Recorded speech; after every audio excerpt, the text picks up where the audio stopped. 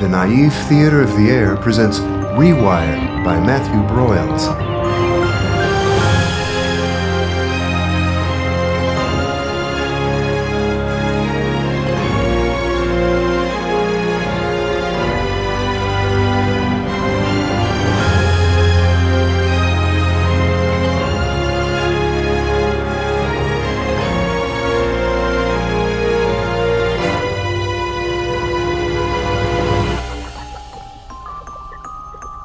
Episode 8, A Winchester House.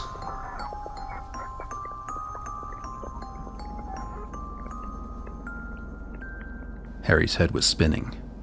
In the past few hours, the crew at the HPL Research Center had filled his brain with more information than he knew how to process. Rob Shinoda, its director, was a walking computer. Inside his bespectacled gray-streaked head, he held the coordinates for more decommissioned spacecraft and satellites than Harry knew existed. The elder Selden listened quietly, uneasy at being too near the center of attention. Harry was caught up in the whirlwind, a hacker's fantasy, and didn't think to notice anything else, apart from Tina, who stayed by his side somewhat protectively. He felt a bit like an adopted puppy. It was after dinner when the knock came. The entire staff turned to face the door, for this was no ordinary knock. Callie, it was only a matter of time. Harry stiffened a bit. Stories of Free Detroit's permanent chairwoman were rampant on the net. Powerful, beautiful, and ruthless, with a populist charisma that often left her critics in the cold. Or worse, Shinoda rushed to the door, unbolting the locks. The rest of the staff lined up in a sort of parade formation, as if they were about to be inspected. Lars fell in easily, Harry less so.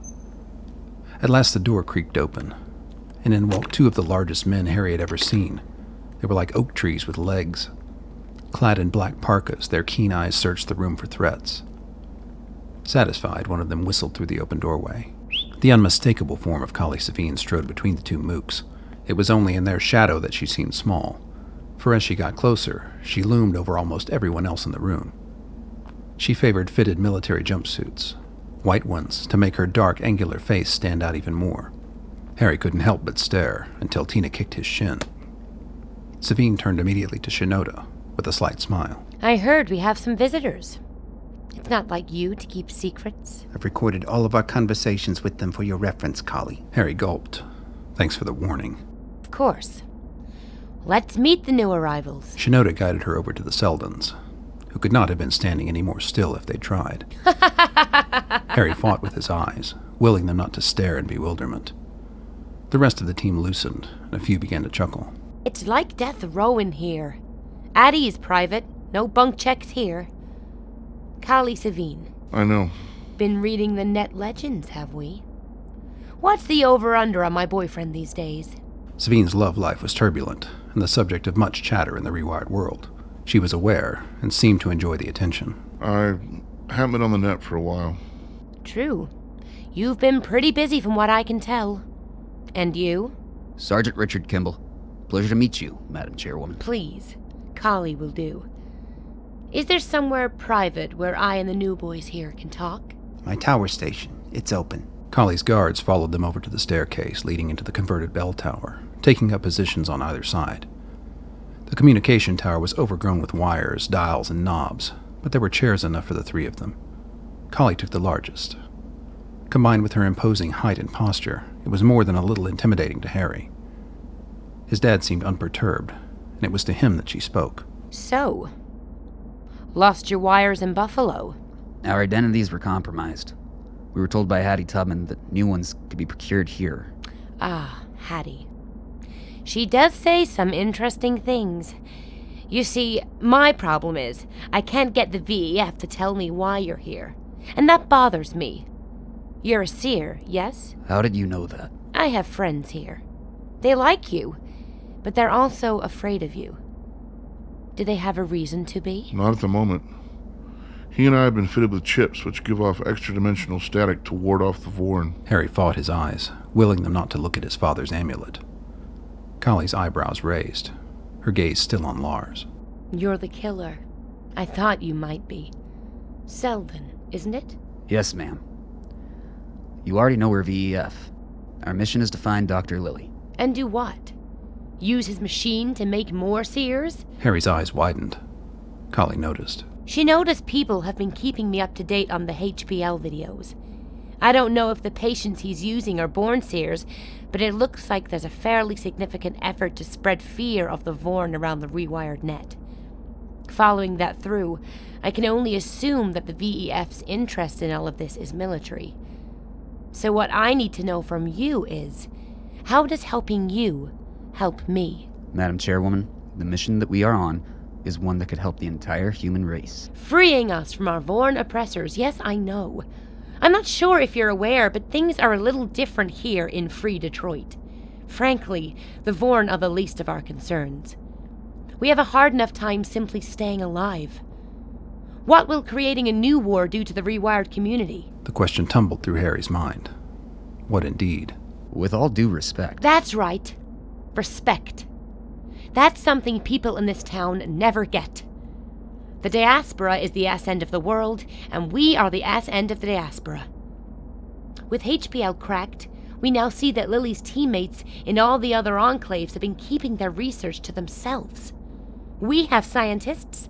Why haven't they been kept in the loop? I'm not a scientist. I have no way of answering that. Just a soldier. Do you even know what they're doing? I assume Shinoda filled you in on some of it. Experimenting on restrained patients? Subjecting them to whatever is making those things go nuts in their heads? You know that the VEF is not affiliated with any of the governments of diaspora. Exactly. So why in hell would Colonel Haley let you into Texas? The expression on the old man's face changed. Harry could see the defenses lowering, and wondered if Collie spotted it. Callie, if Dr. Barrett's opinion is correct, I am the most powerful Vorn seer in the diaspora. Dr. Lilly will see to it that I get in. And when I do, I will make sure that he and Haley know that you are the one who made it possible. I can help you. He's going to use you to start a war. Surely you can see that. Lily doesn't want war. None of those videos came from his source node. The ones I've seen have all been from Shu. I don't know much about him, but he's not Lily. You don't know Lily. All you know are legends. And he did start a war. Not intentionally. Harry began to protest, then thought better of it. Collie was a pragmatist. He had to find an angle. Look, if we don't get to Lily, what happens then? Hard to say. Shu and the other scientists will keep going, and the fear will spread across the net. You're saying that you can stop that? Not from here, we can't. From here, you also can't make it any worse.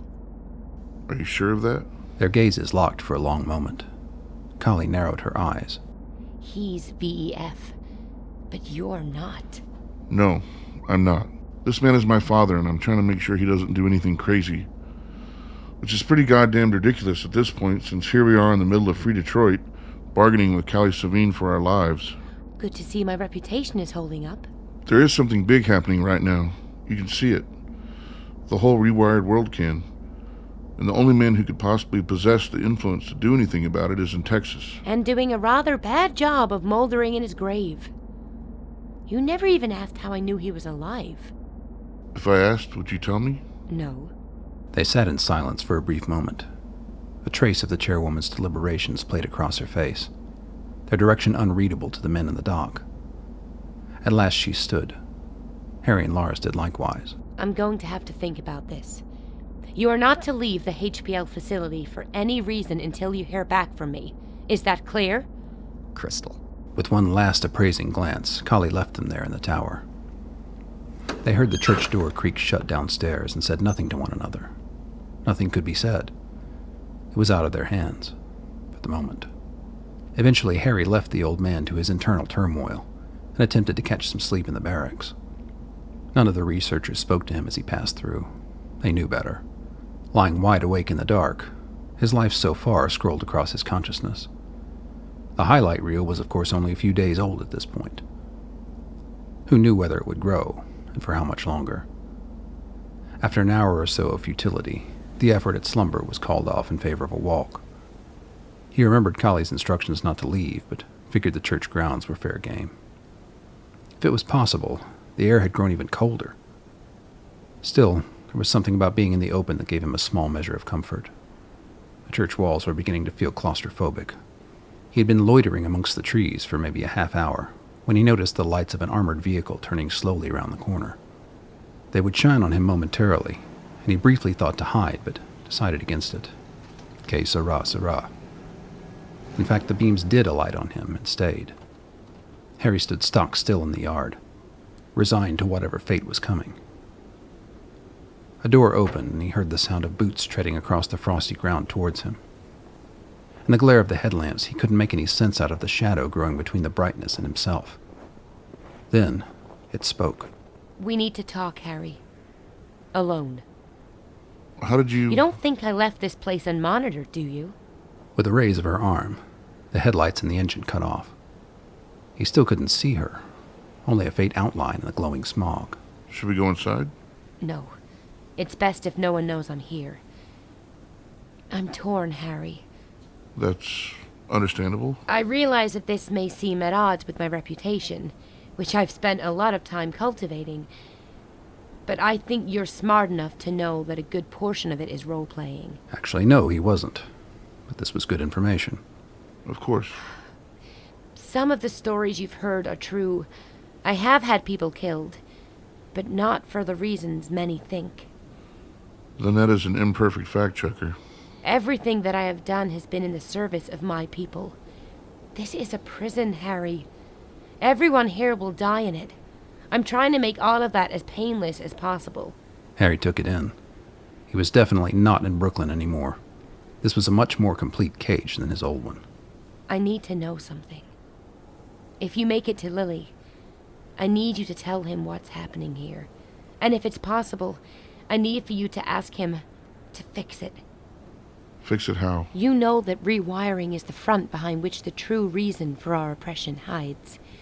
If it were removed, there is a possibility that the United States would take us back. You want your people wired again? I didn't, originally, but it's more and more obvious that they do. By evading one form of oppression, we incurred another. The riots are ticking upwards in frequency. Free Detroit wants to reverse the trade-off. Nobody in the lab seems to. There remain idealists among us, mostly the ones with central heating. These rioters, are they asking you for this? Not me. They're pleading directly to the wires at the guard stations, even creating messages visible by satellite. And no one's taking them up on it? They're damaged goods. I've tried to explain to the protesters that even with wires reinstalled, we may not be accepted back into the wider world, but I'm losing the fight. If we do the work for them, maybe we stand a better chance of assimilation. You would do that? For them, I would. Even if it meant wiring yourself? Harry, there's no way I make it out of this alive in either case. But I told you, I'm running out of choices. I have to see the larger picture. Right now, it's a prison. And part of it is our own making. But what can Lily do about it? I have reason to believe that he can trigger the process remotely. He can what? We believe there is a back door built into the rewiring process, put in for safety reasons. How would something like that even work? We're not hooked onto the network at all. We have a stockpile of wires, procured over the past several months. I am assured that if we attach them, the reversing process can be achieved by a signal from the Texas lab. Is this information coming from the same source that told you Lily is alive? Yes. Is this source by any chance located in Texas? Yes. So why can't you ask this person to give Lily your message? Because the net is unforgiving. The words must be delivered in person, where the world is not watching. And it would only affect Free Detroit, not the rest of the diaspora? I don't know.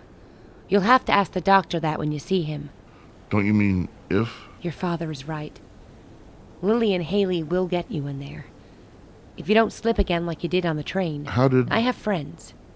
And you still haven't answered my question. Will you deliver my message to Dr. Lily? A few hours ago, Harry would have said anything to secure their release from this place. Now he found himself deliberating. She had opened up to him. He didn't want to lie. Because if you don't, Free Detroit will be destroyed from the inside out. Your father's VEF friends may bring it about faster than that, but one way or another, this place will burn. Harry could see more of her face now in the reflected glow of the city. He knew she had been an actress, but the tear glistening down her cheek seemed real to him. As real as anything he knew to be real at this point. I will. Thank you. And in return, I have something for you. Reaching into the pocket of her fatigues, she produced what appeared to be a strip of paper and held it out for him. He took it, perplexed. Something I should read in private? It contains no words, but it has a secret. I've been watching your journey unfold, and now that I've met you both, I'm certain of something. You may not want to hear it. If you believe it, I want to hear it. The time will come when you will need to kill your father. Imperceptibly, he exhaled a breath he was not aware he had been holding. Without asking why, he knew that she was right. It almost didn't matter why. The fact had been written on the wall throughout the entire mission. The knowledge hung like a breath frozen in the air, and he had grown accustomed to looking through it as if it were not there. Lowering his head, he tried in vain to see the object she had placed in his hands. Feeling it, he found it was not paper, but some other substance. Plastic or even latex. Small, rectangular, pliable. It's a dermal patch. Peel off the protective layer, slap it on hard, and it will do its work quickly and relatively painlessly. Harry nodded in dumb shock. He wanted to ask more questions, but he somehow knew that she had fewer answers than he did. What was happening did not follow a logical narrative structure. There were too many moving parts for that. And yet he had a picture of it in his mind. The events and revelations of their journey produced an aura, a dark cloud whose ending could only exist within the sinister bands at the dark end of the spectrum of human behavior. The resignation to his own death had bypassed the consideration of what might precede it. Thank you. It was all that he could manage. In the darkness, the footsteps of Sevigne, Chairwoman of Free Detroit, grew distant, and soon the noise of her vehicle's tires faded into the night. Something inside him stopped its restless resistance and locked into place. He began walking back towards the church doors. Now, he could sleep.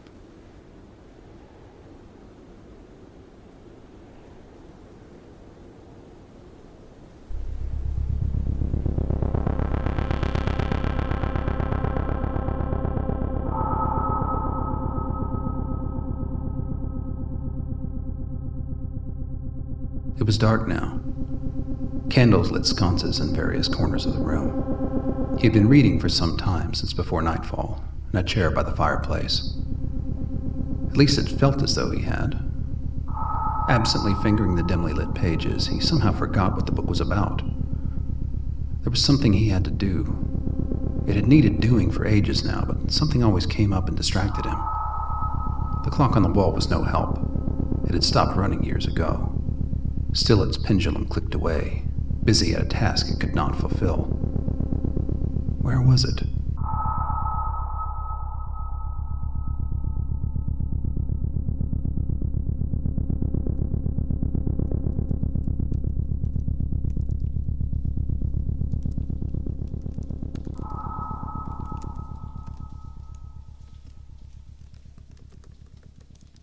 Mornings came early at Republic Army headquarters.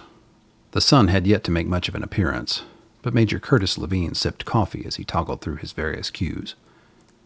There wasn't much of any import that didn't come through his office, and that was by design. Like Colonel Haley, he was married to the Army, and wanted first dibs on anything that might threaten its security. He was relieved to see that Lily had sent a new HPL transmission, as if nothing had happened. It was fairly benign data, hopefully not too much so. Eventually the others would take the hint, but until then, they had a window where the wired authorities thought they had an advantage. It was bad that they knew about HPL, but it was good that they thought Texas was still in the dark. Levine wondered if the Wireds might try getting into the HPL game. Probably not, as Lily's team tended to check source nodes.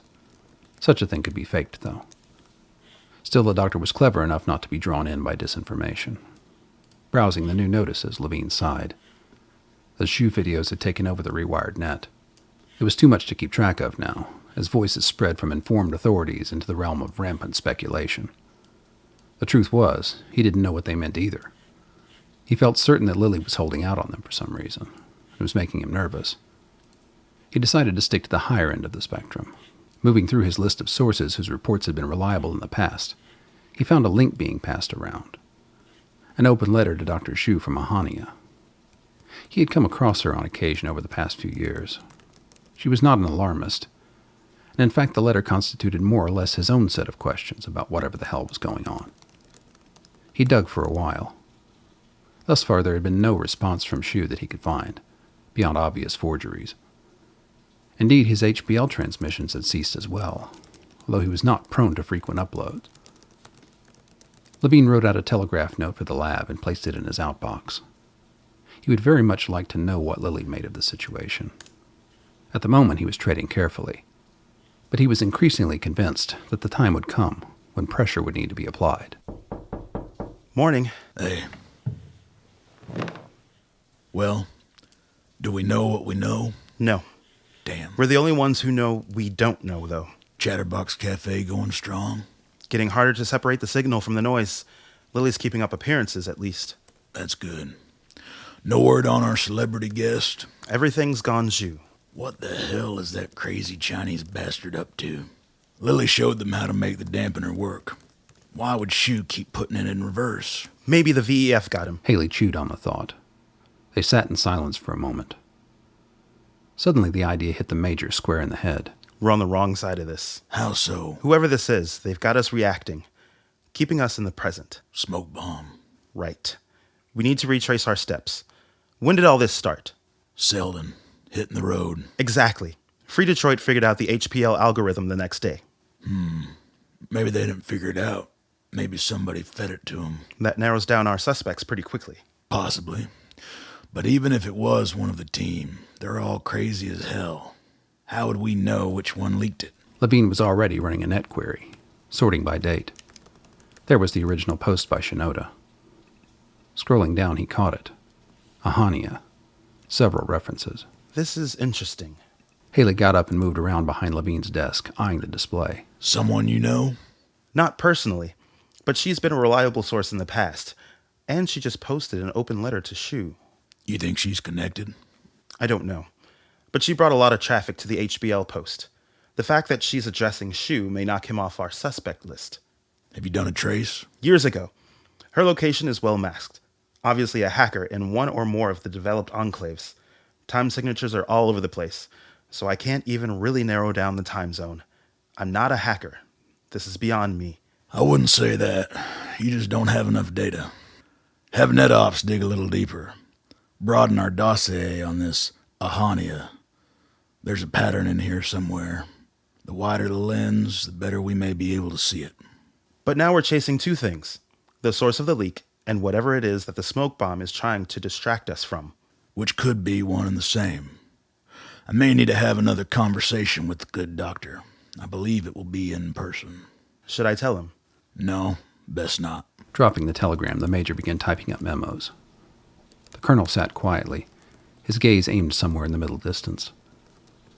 Presently it occurred to him that he was staring at the old 1886 Winchester rifle up on the wall. He'd always wanted to shoot it, but then he also liked to wonder who the last man was who'd used it. There were superstitions about guns and their last owners. Haley was prone to the occasional flight of fancy where such things were concerned. Did you ever hear about the Winchester widow? The what? Sarah Winchester. Married to the Mr. Winchester, rifle maker, one of the richest men in America by a long shot. She lost him and her daughter, and it drove her completely catshit. The Major stopped typing and followed Haley's stare to the old rifle. It had been here when he arrived, an army artifact. He hadn't given it much notice before. She went to one of those spiritualists, table knockers, BS artists. Anyway, this one told her that her family was being cursed by the ghosts of people who had been shot by her husband's rifles. Said she needed to build a house and never stop building or she'd die. The widow moved out west to California, bought an unfinished farmhouse and started adding on. The thing was under construction 24/7 for the next 38 years. She believed the house was a giant ghost jail where all the angry spirits of the men killed by Winchester rifles would be trapped. The house got bigger. The inside was a maze. Hallways led into walls or twisted around on themselves. Rooms were built over smaller rooms. Doors were joined up to windows, Staircases led nowhere, closets open to blank walls, trapdoors, double-back hallways, skylights on top of each other. Outside doors open from high floors to nothing but air. Levine turned to look at Haley. He couldn't tell whether the old man was finished. Eventually, the colonel's grizzled face shifted in his direction. What the hell are we dealing with here, Levine? The colonel's expression spooked him. Levi Haley was not known for mumbo-jumbo, but he also wasn't a conventional thinker, or he would never have led the charge for the reclamation. He had obviously been giving this a lot of consideration. What do you think we're dealing with? Do you ever have those dreams where you're looking for something, but about the time you're about to find it, something happens, and then you have to start looking again? Sometimes. One of those Freudian things. You ever wonder what would happen if you actually found it? You think the Vorn are real? I think there's something real here, but I don't know if it is what we think it is. Too easy. Well, hardly easy. I wonder if humanity hasn't built itself a Winchester House. How so? Total psychology. That was about running from things. Chaos, unpredictability. The diaspora was about running away from total psychology, from control. And thus toward chaos and unpredictability. In either direction lies madness. How will we know when we get it right? We keep adding on rooms, building traps. You have a hammer, but then you replace the head. Years later, you replace the handle. Is it the same hammer? We're not even the same set of cells we were at birth. Change is all that has ever been. Except the change is happening faster now. We're running away from something, all of us, and it's catching up. Something in Haley's expression chilled the Major's blood. He looked back down at his display, grounding his thoughts in the present, the familiar. I think you should talk to Dr. Lilly. Sorry, I do go on sometimes. Have the Ahania report on my desk when I get back. Don't wait up. As the door closed behind the colonel, Levine grabbed the telegram meant for Lily and threw it into the shredder. Whatever the truth was, he would rather leave its discovery to someone else. If indeed the answer came to him, he was increasingly doubtful that he would recognize it, and a little afraid that he would.